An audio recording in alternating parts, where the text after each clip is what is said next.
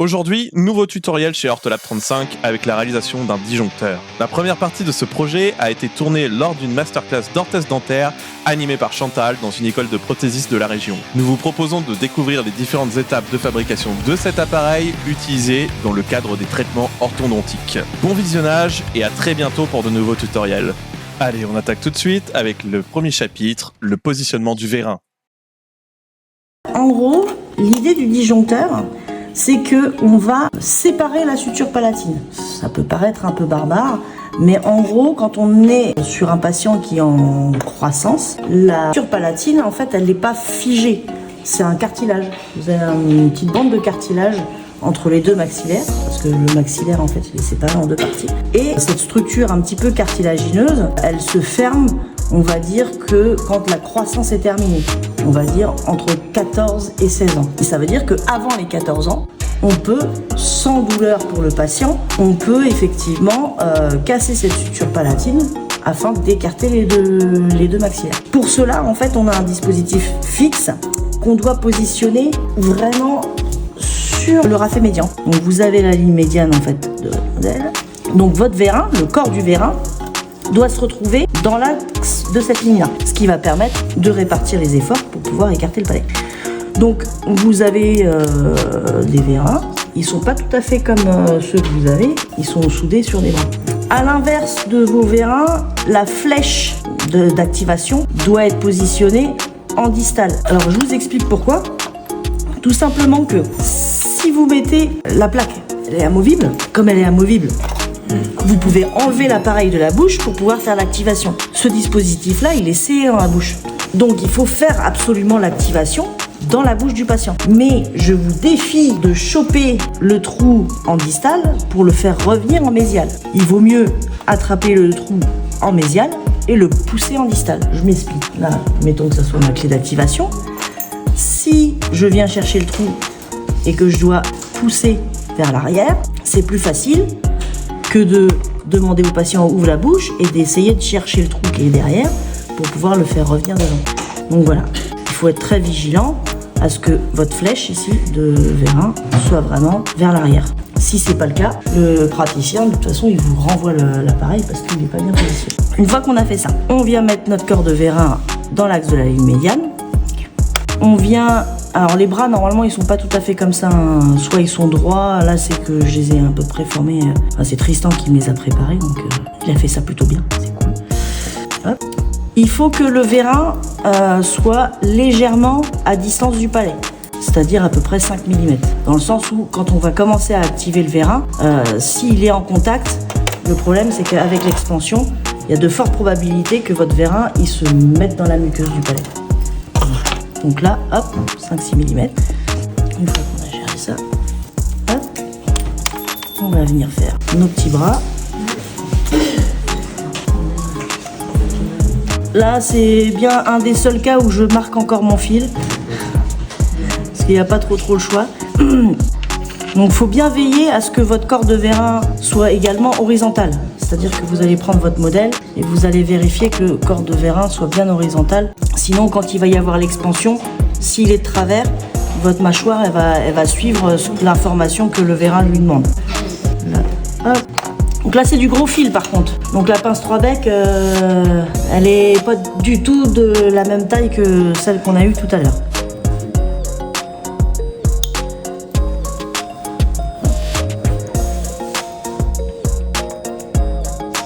Donc là, je viens faire mes retours par rapport au repère que j'ai fait tout à l'heure.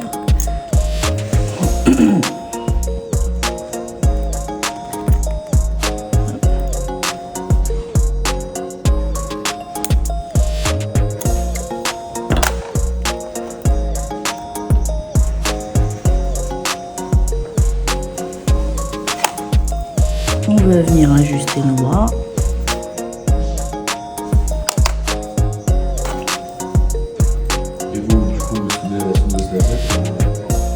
Non, j'ai un petit chalumeau. Mais si on a le temps, je vous montre la soudure, comme ça vous aurez vu tout. Ouais, mais là, c'est dû un problème de jeu, de base, je connais pas l'Italie, il m'a dit, on va pas trop. Moi, je comprends. C'est pas un problème.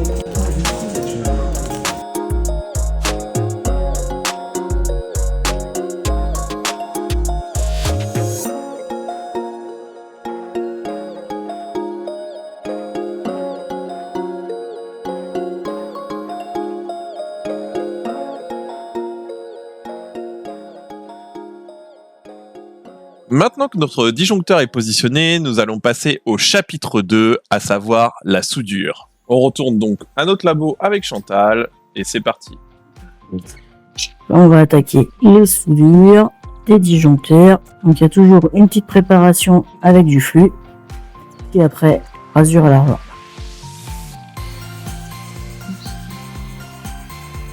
Donc là, toutes les parties qui vont devoir être brasées, on met le flux, ce qui permet de, au moment de la chauffe, de préparer la surface pour que la fusion entre la brasure à l'argent et le métal se fasse bien.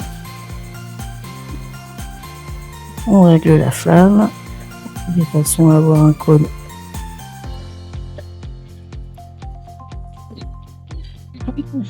petit point de fusion. Donc là on fait un petit point de soudure au niveau des bras pour éviter qu'il bouge au moment de l'activation de l'appareil. Après c'est une petite étape de préparation et pointer l'armature et ensuite on viendra souder sur les bagues.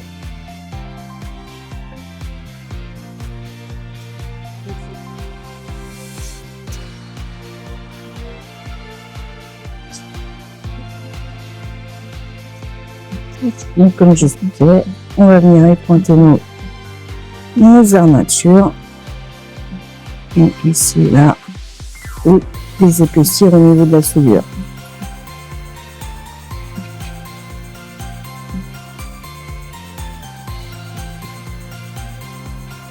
Hop, pour la deuxième partie de la brasure, on va venir fixer nos armatures de façon à ce que le vérin soit bien positionné. Donc j'utilise de la cire collante qui est résistante à la température. Donc là, je viens de placer mon vérin. Donc, normalement, le vérin, l'axe du vérin doit être bien sur la ligne médiane. Et quand on regarde, il doit être bien horizontal par rapport au point d'occlusion. Je vais répéter cette opération sur tous mes disjoncteurs. On va venir badigeonner avec notre flux sur les zones où on veut que notre brasure s'installe. Donc, sur l'armature et sur la bague. Il pourrait en mettre un petit peu, mais pas trop non plus, parce que si on en met de trop, notre brasure va couler sur l'armature. C'est vraiment pour cibler la zone qui doit être recouverte de brasure.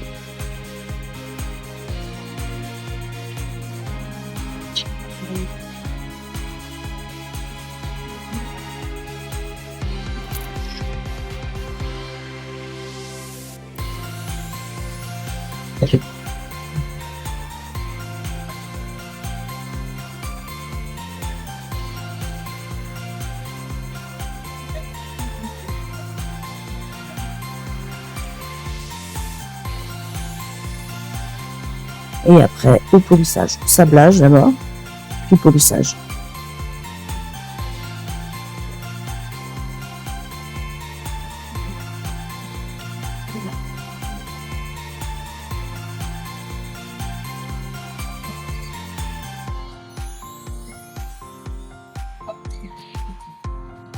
Donc là, on attaque la fresque à voûte.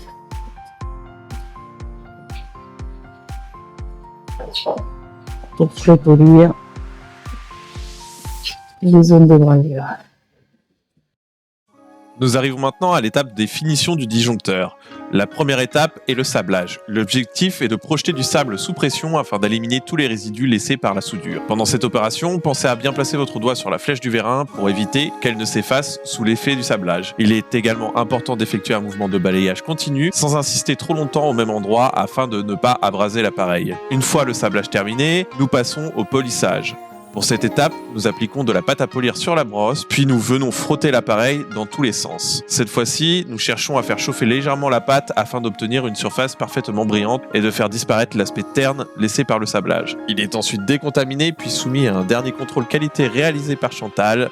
Si tout est conforme, le disjoncteur peut partir au service expédition. Et voilà, vous connaissez désormais toutes les étapes de fabrication d'un disjoncteur. Si cette vidéo vous a plu, pensez à vous abonner, à laisser un petit like pour soutenir notre travail et à activer la cloche pour ne manquer aucune de nos prochains tutoriels. A très bientôt pour une nouvelle vidéo avec Ortolab 35. Allez, tchuss!